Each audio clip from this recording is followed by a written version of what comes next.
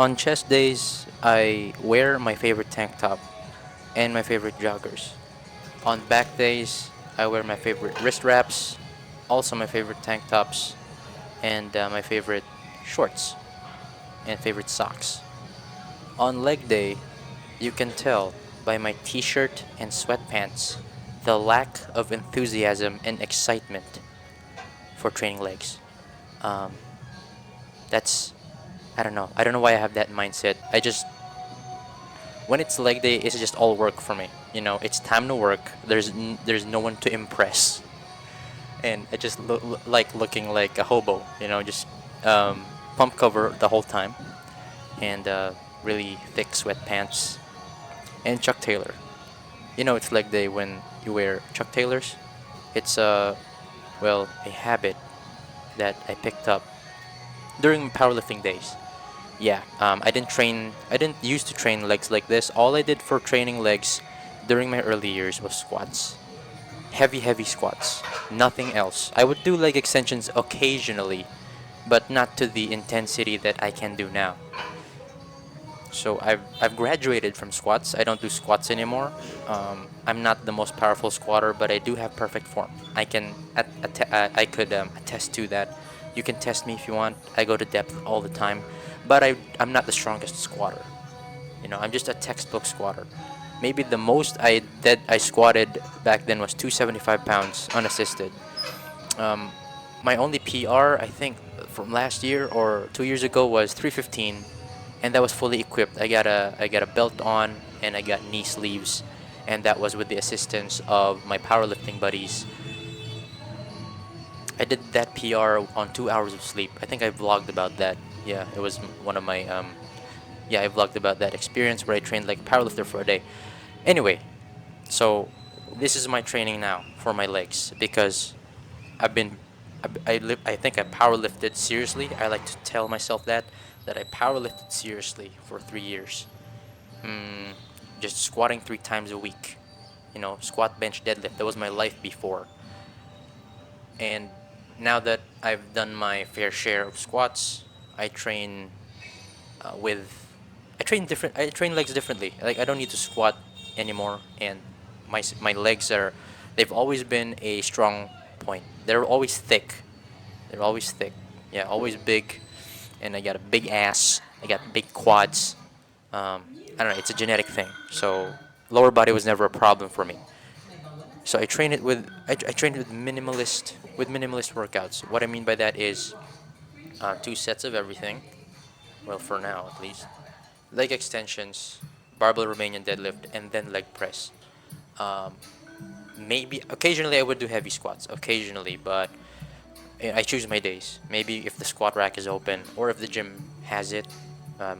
This current gym doesn't have any squat racks, so they only had that leg contraption, and a decent set of barbells. So that's what I went with. That's what I worked with. And I say minimalist as an excuse for being lazy, but I like training them hard. Don't get me wrong. I can train them harder than um than just just harder than anyone in the room. Okay, and I enjoy training quads. I love leg extensions, going hard on them, like 4 5 sets of 12 with decent weight. Maybe I'd go up to 160, 180 pounds, and with the with training hamstrings, I can do that on the leg curl machine and seated leg curl machine. I can really go heavy on that. With barbell Romanian deadlifts, uh, I keep it light. I just go with the stretch. I don't really need to go heavy on that one, mainly because I've had fears of my lower back impinging. I have had experiences, and this is just personal, okay? You don't have to avoid or boycott barbell Romanian deadlift for this one.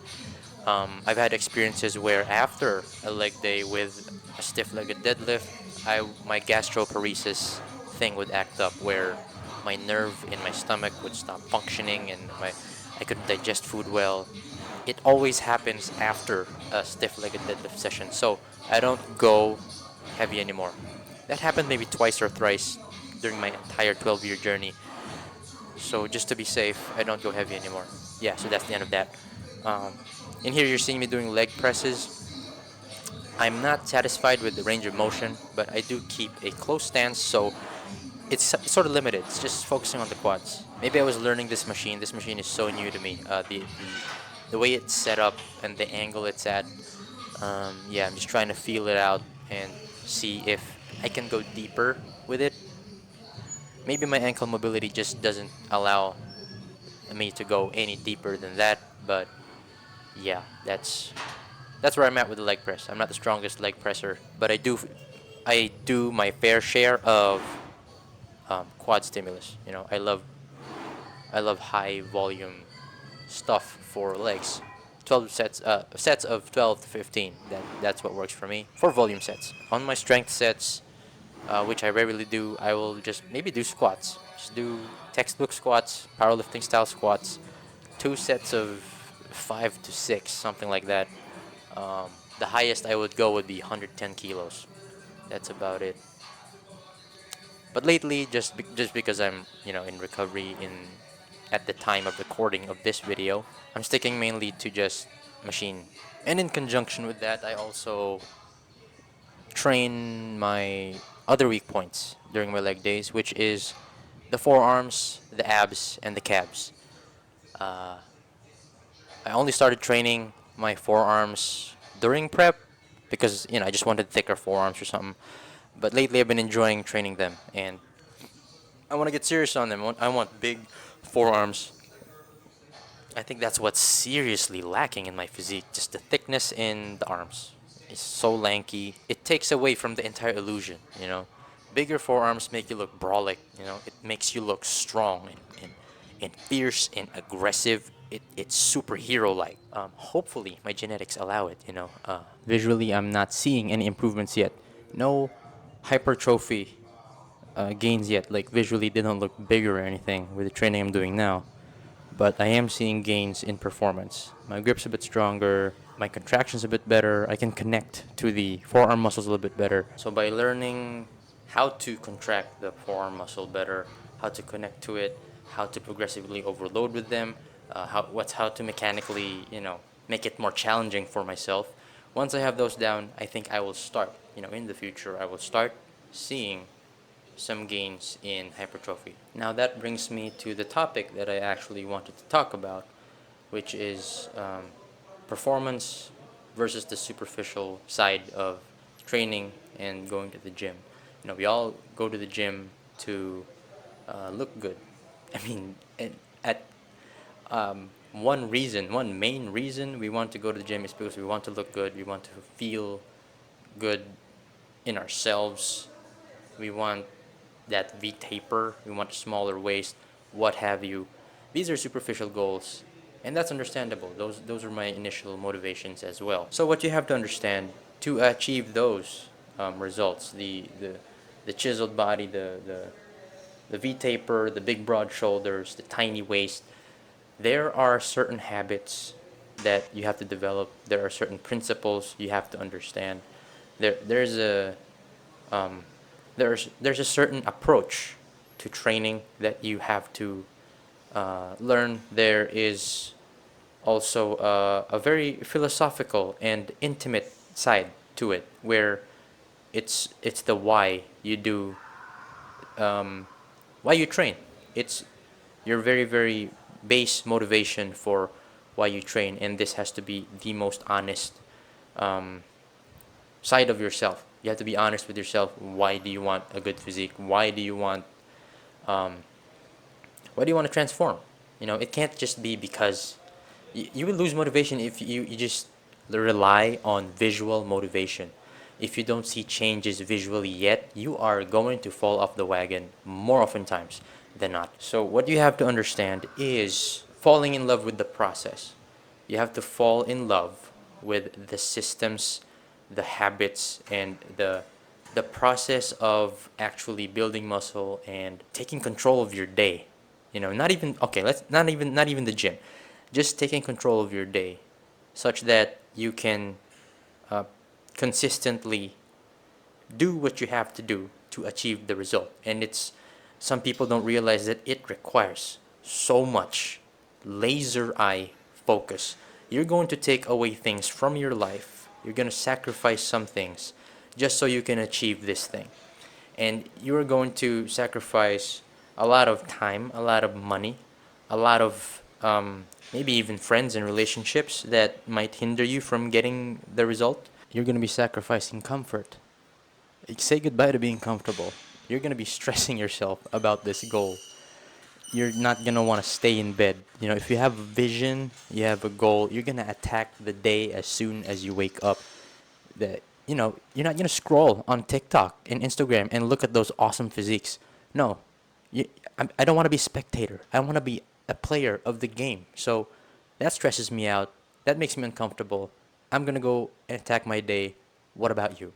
You know, so that's just how I approach the day. But going back to what I was saying earlier, is it has to be an intimate decision with yourself. So my main motivation before, I think my main motivation now is to be, or I mean, my main motivation remains the same. Yeah, I wrote it down on a piece of paper. It's still with me today. It's from 2012. I wrote it down, and it says, um, I want to be living proof of a physique transformation, a natural body transformation. And 10 years later, I achieved it. It was, it continues to be the thing I'm most proud of. Like, no one can take this away from me. Even if I started from zero, ground zero, with no gains, but with the knowledge that I have now, I can get it back again. You know, uh, that's how much conviction and determination I know I have now. I developed that through the the systems, the processes, the the habits that I had to force myself to develop and live. You know, until that became my new normal. And then you optimize from there. Once you have your new normal, you elevate from there. You start introducing other things for the goal. For example, back then I only focused on 3 times a week. I had to go to the gym 3 times a week. That's all I had to focus on. Screw the diet, screw the sleep, screw the stretching and all that. 3 times a week. No matter what, 3 times a week I'm gonna go to the gym. Once I had that down, and this was like months, 5, 6, 7 months going to the gym 3 times a week consistently. I am confident that no matter what, rain or shine, earthquake, holiday, birthday, New Year, um, even maybe even late nights. Maybe I had class that day. I don't care. I'm gonna be at the gym 3 times a week, do or die. So once I had that down, I developed that confidence in myself. There was power behind my words now. All right. Now I worked on my diet. You know, how am I going to consistently go to the grocery store, have enough money saved up so that I can eat right, I can eat correctly. After taking care of the nutrition side of it, I started seeing more gains. So through conscious effort of minding my nutrition and going to the gym 3 times a week, the it became a lifestyle. Eventually, it became my new normal. That was my normal. Like, I can't imagine life anymore without portioning out my meals and going to the gym 3 times a week. That was the foundation. That was the foundation of building a great physique. Now, how do I get better from there? I optimized it, right? So, with now that I have the nutrition thing down, I learned calorie counting, how to manipulate your calories and your macronutrients so that you can achieve a certain look. I learned what a calorie deficit is. I know what my base metabolic rate is. I opened my mind to cardio. I wasn't doing cardio before. Now I do cardio. How do I incorporate that, integrate that to perform better in the gym and to achieve lower body fat levels? And then from 3 times a week, I tried looking into other splits now. I wanted to bring up some body parts, so I started looking into 4 day splits and then 5 day splits and 6 day splits even. So I experimented with that because I already had the habit of going to the gym 3 times a week. I wasn't overwhelmed anymore with 4 days a week or 5 days a week. It was just a matter of doing them. So what is the point? Why am I telling you this? The point, what I'm trying to make here, close out all the ramblings and the rants that I have here, is that you surrender yourself to the process. You become relentless with executing the basic principles and exploiting it over and over again. No matter what, day in, day out, you make that conscious effort to go to the gym when you have to, You make that conscious effort to go to the grocery store so that you buy your food. You don't eat out. You don't snack here and there. No, you eat your chicken breast, you eat your rice, so that you can get bigger in the gym, if that's what it takes, right? So once you have that foundation and you have that confidence in yourself, you now have the power behind your words that you're able to follow through with integrity, with reliability, and you have that beast mode in you. It'll be much easier, when you set a goal. Okay, I want bigger biceps. You know how to get there. All right, I have to be in three times a week. Maybe prioritize my bicep training. And then I'm gonna sleep at least sleep 7 hours a day, and then maybe increase my protein by 50 grams, and maybe increase my carbs by 100 grams so that I can be in a surplus. Those variables. You understand those now to achieve the goal, and it's not a problem anymore to you. Like, bro, I want to lose 20 pounds. Do I?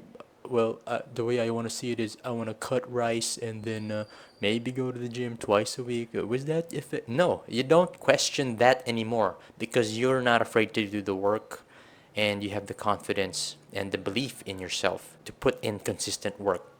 Yeah, it shouldn't be a question at that point. So I hope that made sense. I just really wanted to talk about that, get that off my chest, my poverty bench chest. Yeah, I'll see you on the next one.